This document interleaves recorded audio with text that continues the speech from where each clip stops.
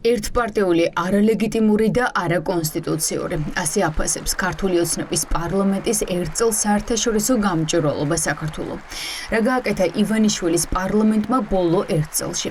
ამ თემაზე მკვლევარები ბოლო რამდენიმე თვის განმავლობაში მუშაობდნენ. კვლევის ძირითადი მიგნებაა თავად ამ ორგანოს ლეგიტიმაცია. პარლამენტის პირველი სხდომა ჩატარდა საქართველოს კონსტიტუციის უხეში დარღვევით, რადგან ის არ მოუწევია პრეზიდენტს, ხოლო პარლამენტმა ცნო წევრების უფლებამოსილება მიუხედავად იმისა, რომ მათი არჩევის კანონიერება საკონსტიტუციო სასამართლოში იყო გასაჩივრებული.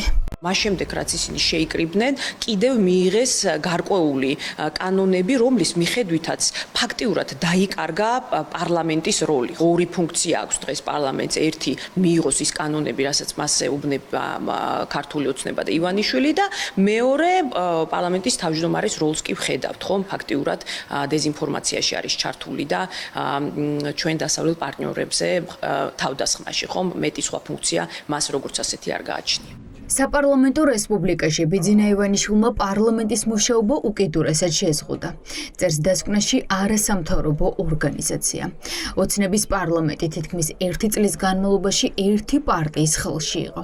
ივანიშვილის პარტიამ პარლამენტში შექმნა დროებითი საგამოძიებო კომისია ოპოზიციური პარტიების გაუქმების მიზნით, რაც საფუძველი გახდა საკონსტიტუციო სარჩელისა. ქართული ოცნების ერთპარტიული სისტემით მოწვეული საგამოძიებო კომისია შესაბამისად არის არალეგიტიმური და ამ კომისიის მიერ გამოტანილი დასკვნებიც არის არალეგიტიმური.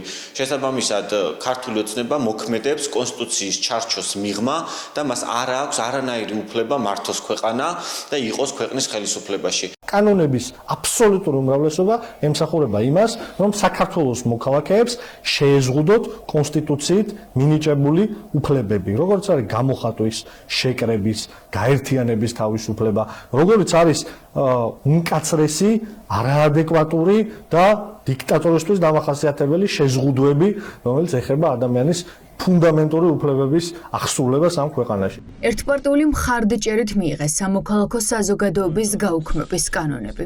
ქართული ფარა, აგენტების შესახებ კანონი და შეკრებისა და თავისუფლების გაუქმებისკენ მიმართული კანონები.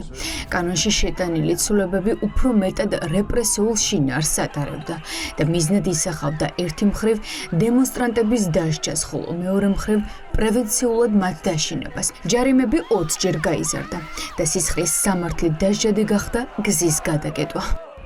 ქართულმა ოცნებამ 2024 წლის დეკემბრიდან დღემდე 4 ჯერ შეიტანა ცვლილება შეკრების და მანიფესტაციის მარეგულირებელ კანონმდებლობაში. ყოველჯერ ზეცვლილებები უფრო მეტად რეპრესიულ შინაარსს ატარებდა და მიზნად ისახავდა ერთი მხრივ დემონსტრანტების დასჯას, ხოლო მეორე მხრივ პრევენციულად მათ დაშინებას. ცვლილებებით კანონში სამართალ დარღვევად გამოცხადა ისეთი ქმედებები, რომლებიც მანამდე არასდროს ყოფილა დასჯადი. მნიშვნელოვნად გაფართოვდა სამართალდამცავი ორგანოს უფლებამოსილებები და 10 ჯერ გაიზარდა არსებულ დარღვევებზე ჯარიმები. 10 ჯერ და 20 ჯერ გაიზარდა ჯარიმის ოდენობა ტრანსპორტის სავალი ნაწილის ნაწილობრივ ან სრულად გადაკეტვისთვის. ქართული ოცნების თავდასხმა სამოქალაქო საზოგადოებაზე ორგანიზებულ ხასიათს ატარებს. საბოტაჟის ბრალდებით 7 არასამთავრობო ორგანიზაციის ანგარიში დააყადაღეს. დაიწყეს სისხლის სამართლის დევნა. დაამტკიცეს გრანტების კანონი, რომელიც ყველა არასამთავრობო ორგანიზაციასა და კრიტიკულ მედიას პრაქტიკულად დასავლეთიდან დაფინანსების უფლებას უკრძალავს. რაც ორგანიზაციის მტკიცებით კრიტიკული მედიის გაჩუმებას ისახავს მიზნად.